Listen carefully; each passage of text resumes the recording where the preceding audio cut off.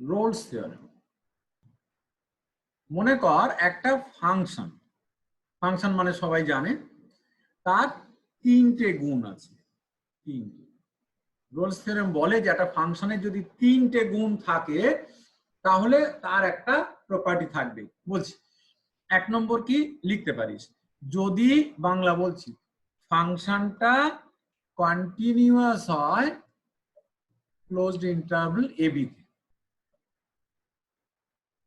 1 নম্বর হচ্ছে যদি ফাংশনটা ক্লোজড ইন্টারভ্যাল ab তে কন্টিনিউয়াস হয়। 2 হচ্ছে সংক্ষেপে বলি f ড্যাশ x যদি এক্সিস্ট করে ওপেন ইন্টারভ্যাল ab তে। আর 3 নম্বর হচ্ছে যদি f a R f b সমান হয়। আমি আর প্রথম বলিনি যে এফটা defined on closed interval ab continuous বলছি তো ওটা আর বলিনি। ওটা যদি ডিফাইন্ডই না হয় তাহলে ওখানে কন্টিনিউয়াস হবে কথা। তাহলে কি কি গুণ থাকতে হবে? একটা ফাংশন ক্লোজড ইন্টারভ্যালে কন্টিনিউয়াস হতে হবে, ওপেন ইন্টারভ্যালে কি হতে হবে f ড্যাশ এক্সিস্ট করতে হবে, আর এন্ড পয়েন্টে ভ্যালু সমান হতে হবে। এই তিনটে গুণ থাকলে রোলস থিওরেম বলে যে তুমি অবশ্যই a আর b এর মাঝে অন্তত একটা রিয়েল নাম্বার পাবে, অন্তত একটা, such that f dash lambda 0 হবে। মানে অন্তত একটা বিন্দু পাওয়া যাবে যে বিন্দুতে ডেরিভেটিভ ভ্যানিশ করে যাবে। ঠিক আছে, এটাকে এইভাবে লেখা যায় যে there exists some lambda belongs to open interval ab such that f dash lambda 0। এইটা হচ্ছে রেজাল্ট। ওই তিনটে গুণ থাকলে এইটা পাওয়া যায়। বল হাতে গুণে মনে রাখা যাবে প্রপার্টি গুলো। আর আমাদের একটা বদভ্যাসই বলি, বদভ্যাস হচ্ছে যে একটা কথা বলে তার উল্টোটাও ধরে নেয়া। মানে এখানে কিন্তু বলা হচ্ছে এই তিনটে গুণ থাকলে এইটা পাওয়া যাবে, ইমপ্লাই করবে এইটাকে। এটা বলা হয়নি যে এইটা হলে এই তিনটে গুণ থাকবে, তাই না? এই কথা কি বলেছি আমি? বলিনি। তার মানে কনভার্সটা ট্রু হবে এই কথা বলিনি। যে যদি ab এর মধ্যে একটা ল্যামডা থাকে যেখানে f ড্যাশ ল্যামডা 0 তাহলে কন্টিনিউয়াস হবে, ডেরিভেবল হবে ওপেনে এবং এন্ড পয়েন্টে ফাংশন ভ্যালু সমান হবে, এই কথা বলিনি। তাহলে যা বলিনি সেটাও বলে দিলাম। কি বললাম না এই তিনটে গুণ থাকলে ওপেন ইন্টারভ্যাল ab তে অন্তত একটা ল্যামডা পাওয়া যাবে যার জন্য f ড্যাশ ল্যামডা 0। এইটা হলো স্টেটমেন্ট। এই চ্যাপ্টারে হ্যাঁ স্যার ডিফারেন্সিয়েট হলে তো কন্টিনিউয়াস এমনি হবে। হ্যাঁ কোচি, অবশ্যই একদম ঠিক কথা, কিন্তু এটা ওপেনে এটা ক্লোজডে। ঠিক আছে, তুই এটাকে একটু অন্যভাবেও বলতে পারতিস যে এইটাকে পুরো বাদ দিয়ে বলতে পারতিস যে এফটা যদি এ ডান দিকে আর বাম দিকে কন্টিনিউয়াস হয় আর এফ ড্যাশ এক্স যদি এক্সিস্ট করে ওপেনে এবং এফ এ সমান এফ বি হয় তাহলে এটা হবে। আমার কথা বুঝলি না? না বলছি এফ ড্যাশ এক্সিস্ট তো বলা আছে ওপেন ইন্টারভ্যাল এ বি তে, তাই না?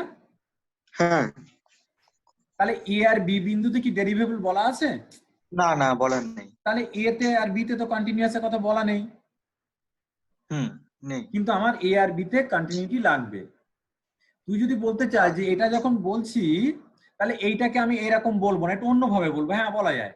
এটা আমি না বলে আমি বলতে পারতাম যে এফটা যদি এ বিন্দুর ডান দিকে কন্টিনিউয়াস হয় এবং বি বিন্দুর বাম দিকে কন্টিনিউয়াস হয় আর এফ ড্যাশ যদি এক্সিস্ট করে ওপেন ইন্টারভ্যাল এবি তে আর এফ এর সমান এফ বি হয় তাহলে এটা হবে, বলতে পারতাম। এবং অনেক ক্ষেত্রে একবার তো স্টেটমেন্ট ওরকমই দিয়েছিল, আর যারা মুখস্থ করে তারা ওটা যে রোলস থিওরেম এটা বুঝতে পারেনি। আমার কথা মনে হয় বুঝলি না? এইটা কেটে দিয়ে আমি এরকম বলতে পারি, আবার গুলিয়ে ফেলিস না জানি। আমি এইটা বললেই মিটে যেত। কারণ বলি আমার তো 1 নম্বরে বলেছিলাম ক্লোজড ইন্টারভ্যালে কন্টিনিউয়াস, তো আমি কৌস্তব যেটা বলছে যেখানে ডেরিভেবল হয় সেখানে কন্টিনিউয়াস হয়, একদম সত্যি কথা। তো আমি বললাম ওপেন ইন্টারভ্যালে ডেরিভেবল মানে এর ডান দিকে এবং বি বাম দিকে সব বিন্দুতে ডেরিভেবল মানে সেখানে কন্টিনিউয়াস। তাহলে শুধু বলে দিতে হবে যে এ এফটা যদি মানে সোজা কথায় limit x tends to a plus f x সমান এফ এ, এরম ভাবেও বলতে পারে কেউ, and limit x tends to b minus f x equal to f b. তারপর 2 নম্বর এইটা, 3 নম্বর এইটা। বল আমার কথা বুঝতে পারলি কিনা কৌস্তব এবার? হ্যাঁ হ্যাঁ, বুঝতে পেরেছি। এটাও বলতে পারে কেউ, কিন্তু সাধারণত স্ট্যান্ডার্ড যে হ্যাঁ স্ট্যান্ডার্ড স্টেটমেন্ট সেটা আমি প্রথম লিখেছিলাম, আমি এটা কেটে দিলাম। সেটা কি না, ক্লোজড ইন্টারভাল এবি তে কন্টিনিউয়াস। এই কৌস্তব, হ্যাঁ, তুই কি করছিস এখন একটু বলদিন দেখি, সংক্ষেপে তাড়াতাড়ি বলা যাবে, নাহলে পরে আমার সঙ্গে আলাদা করে বলবি, বল। তাহলে পরে আলাদা করে বলবো। আচ্ছা ঠিক আছে। হ্যাঁ এই কথা বুঝতে পেরেছিস? তাহলে আমার যে যে প্রপার্টি দেওয়া আছে সেইগুলো বুঝতে পারলে আমি আস্তে আস্তে এবারে প্রমাণের দিকে যাব। ছবি টবি দেখি দুই একটা, দেখ তো ব্যাপারটা কেমন। খুব সিম্পল ছবি দেখি। ধর এইটা এ, এটা বি। হ্যাঁ, আমি একটা থিওরেমই পড়বো হয়তো, আর তোরা যদি অনেক পড়তে পারিস খুব ভালো। তো ধর যদি ফাংশনটা এরকম হয়, এফ এক্স ইকুয়াল টু মনে কর 2, তাহলে কিরকম, এ বির মধ্যে এই। বল এই ফাংশনটা যে 3টে গুণের কথা বলছিলাম, এই 3টে গুণই কি আছে মনে হচ্ছে? হ্যাঁ স্যার। হ্যাঁ, ক্লোজড ইন্টারভাল এবি তে অবশ্যই কন্টিনিউয়াস। কিরে সব জায়গায় তো 2। আবার ডেরিভেবল। কিরে বলতো এই বিন্দুতে, এই একটা সি মনে কর এবির মধ্যে, এফ ড্যাশ সি কত হবে এখানে? যা লিখে ফেলিস। তাই এফ ড্যাশ সি কত হবে? এফ ড্যাশ সি মানে কি জিরোই তো অ্যাকচুয়ালি আসবে স্যার। এই বিন্দুতে ট্যানজেন্টের প্রবণতা, তাই না? এই বিন্দুতে ট্যানজেন্ট, তো ট্যানজেন্ট মানে তো ওইটাই, এক্স অ্যাক্সিসের প্যারালাল। তার মানে এর মধ্যে সব জায়গায় ডেরিভেটিভ 0। তাহলে সেকেন্ড প্রপার্টিটা হোল্ড করছে যে ওপেন ইন্টারভাল এবি তে ও ডেরিভেবল। আর এফ এ কত? 2, এফ বি ও 2। তাহলে এই ফাংশনটা রোলস থিওরেমে যে 3টে গুণ লাগে, 3টে গুণই আছে। তাহলে বল এই ফাংশনে দেখ তো এবির মধ্যে কটা বিন্দুতে ডেরিভেটিভ 0 হবে বলতো দেখি। পাওয়া যাবে কি কোনো বিন্দু? এই তো একটা বিন্দু পাওয়া গেল, এই বিন্দু ডেরিভেটিভ 0। ইনফ্যাক্ট সব বিন্দুতেই ডেরিভেটিভ 0।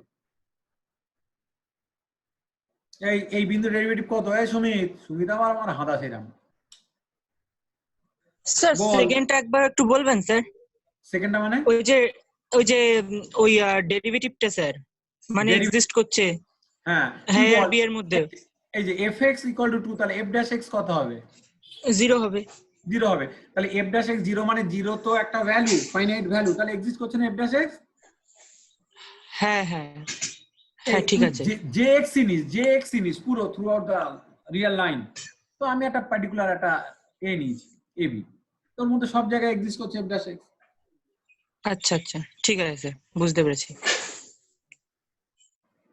তাহলে দেখ, তাহলে আমি যে কথা বলছিলাম সে যদি কনস্ট্যান্ট, এটা অ্যাকচুয়ালি কি ফাংশন বলতো? Constant function. এটা কনস্ট্যান্ট ফাংশন। আচ্ছা, আরেকটা উদাহরণ নিই। ধর যদি ফাংশনটা এরকম একটা নিই,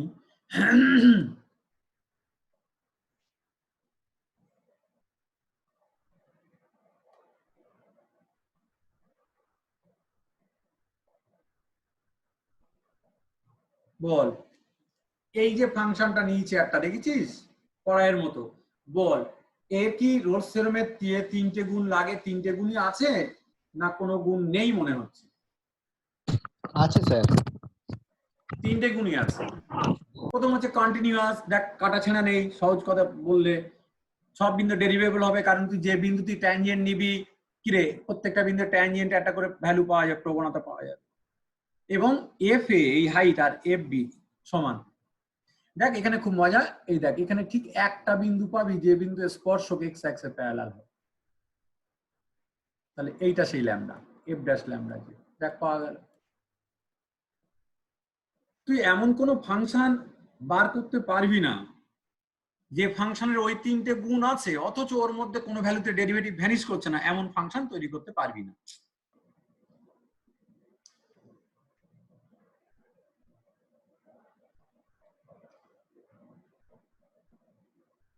মনে কর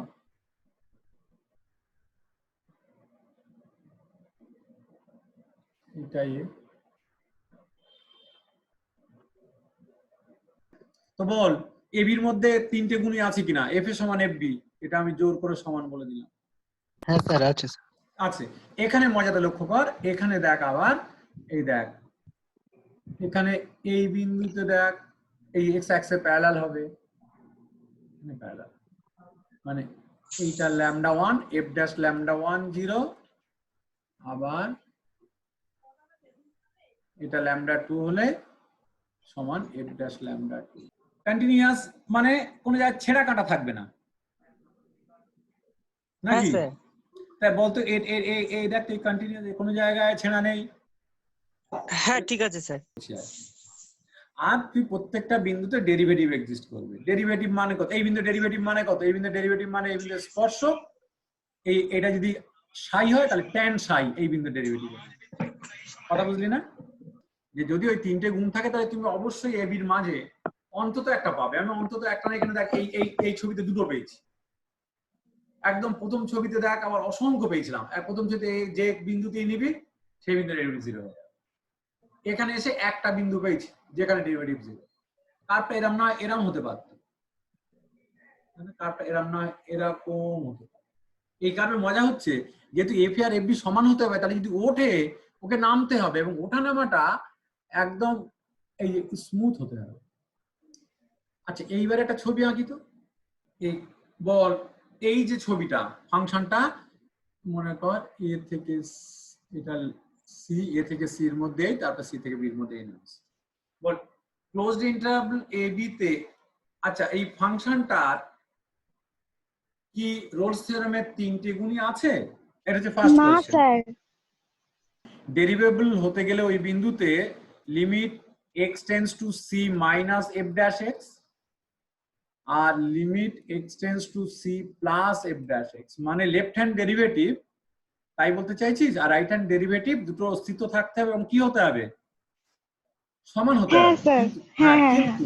কিন্তু এখানে সি বিন্দু লেফট হ্যান্ড ডেরিভেটিভ মানে কি হবে, এই দেখ এই অ্যাঙ্গেলটা যদি ফাই হয় তাহলে এই লেফট হ্যান্ড ডেরিভেটিভ হবে ট্যান ফাই, আর এই ডান দিকে নিলে দেখ স্পর্শক এইটাই স্পর্শক, তাহলে এই অ্যাঙ্গেল সাই হয় তাহলে রাইট হ্যান্ড ডেরিভেটিভ হবে ট্যান সাই।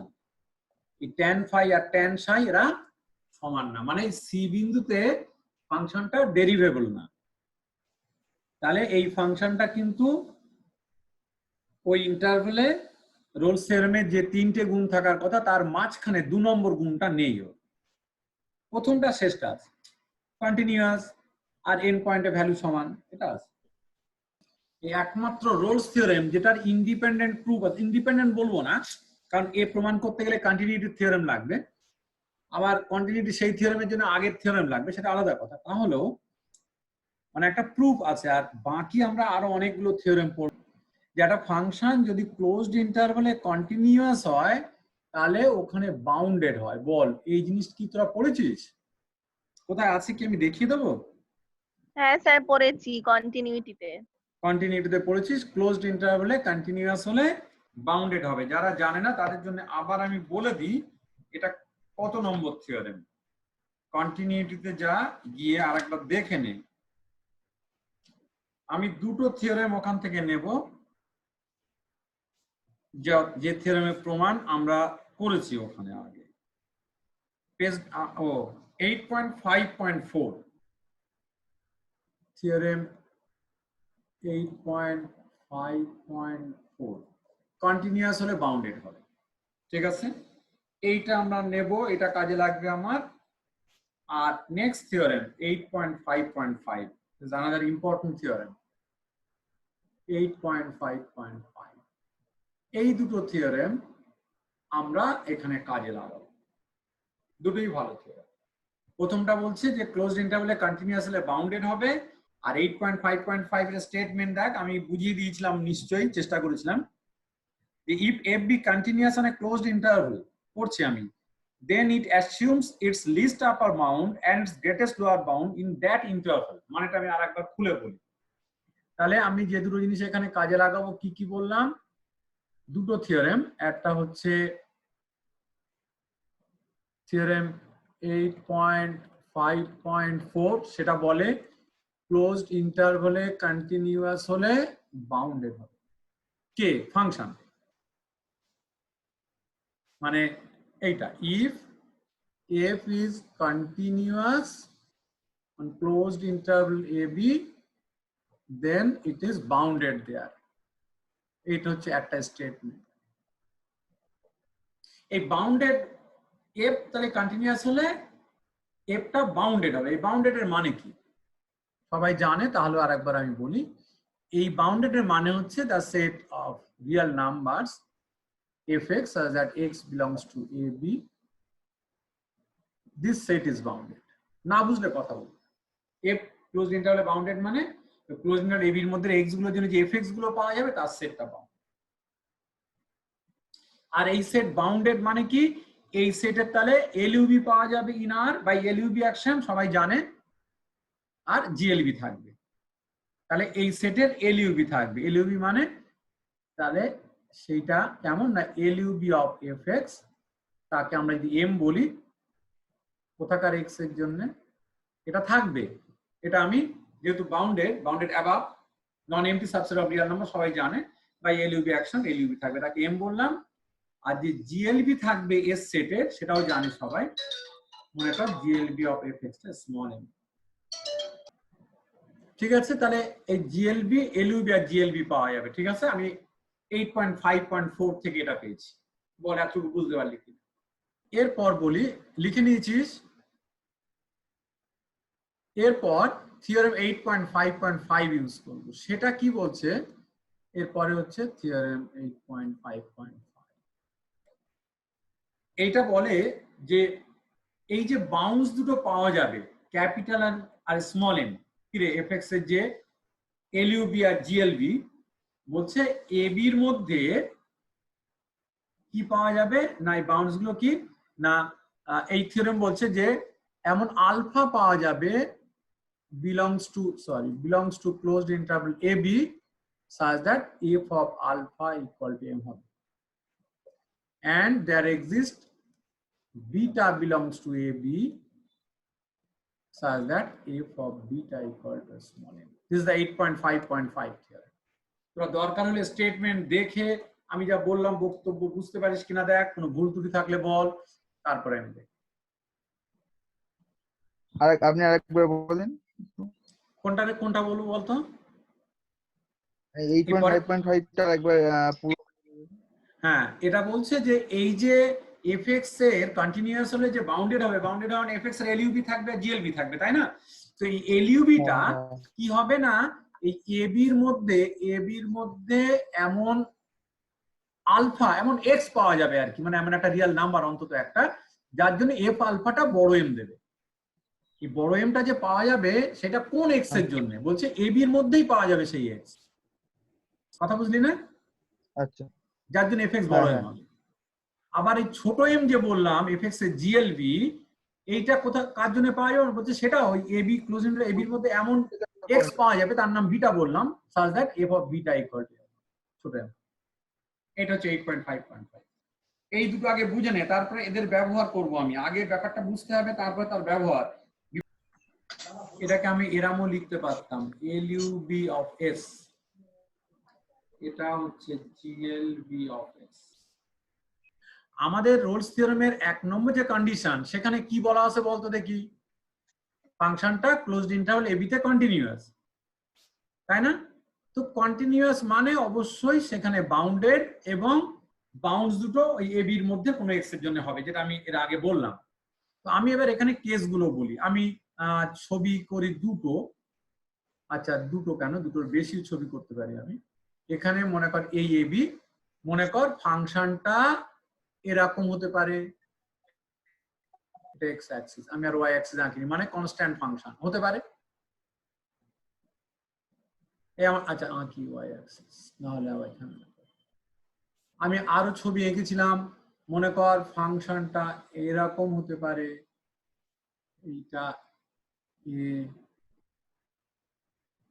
এই শুভ্রা হাইট আবার ঠিক আছে তো, এ আর বি, এফ এ আর এফ বি সমান, ঠিক আছে? ফাংশনটা আর একটা এঁকেছিলাম এইরাম, মনে কর এইটা এ আর এখানে হাইটটা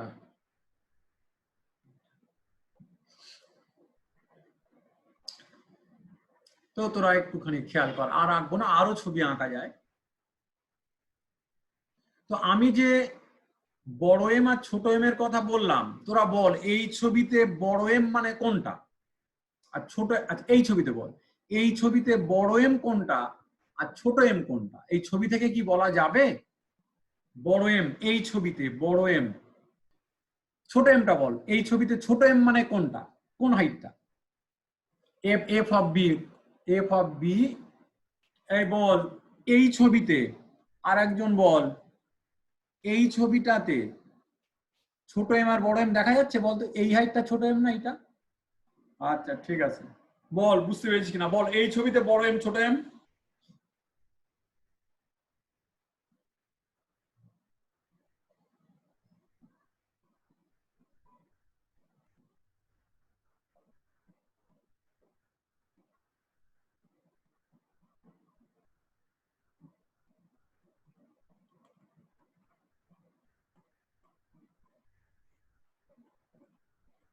মানে পরিষ্কার করে লিখতেছে, দেখ তো ঠিক লিখলাম।